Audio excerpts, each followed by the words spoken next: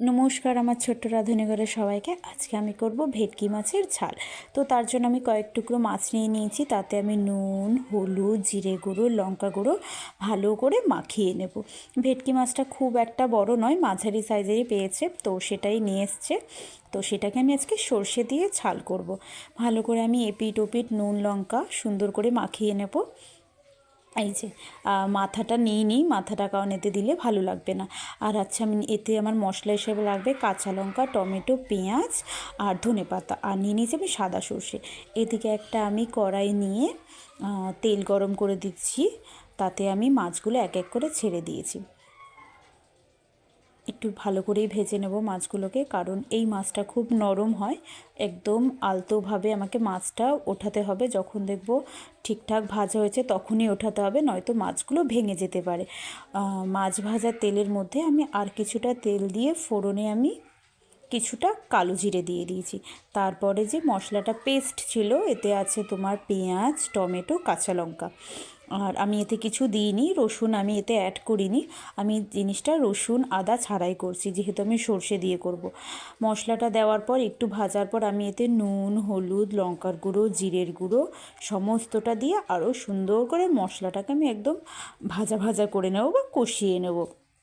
যখন দেখব মশলা থেকে তেল ছেড়ে এসছে, মানে আমার মশলাটা প্রায় অনেকটাই ভাজা হয়ে গেছে, আমি হালকা একটু মশলার জলটা দিয়ে দেবো, কারণ আমার কড়াইতে লেগে যাচ্ছিলো।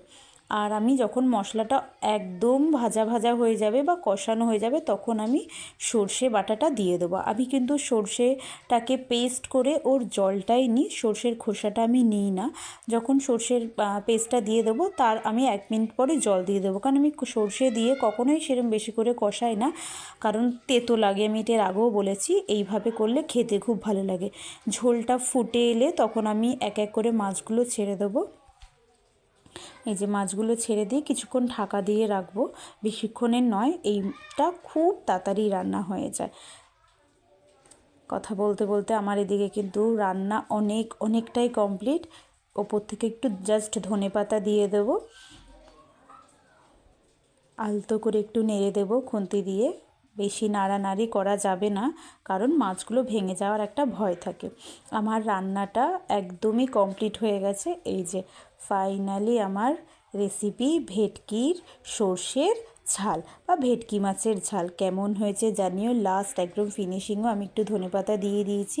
স্মেলটা খুব ভালো আসে, খেতেও খুব ভালো লাগে। এইভাবে তোমরাও করে দেখবে, কেমন লাগে আমাকে জানিও। তোমাদের রান্নাও আমাকে শেয়ার করো, আমার খুব ভালো লাগবে। টাটা।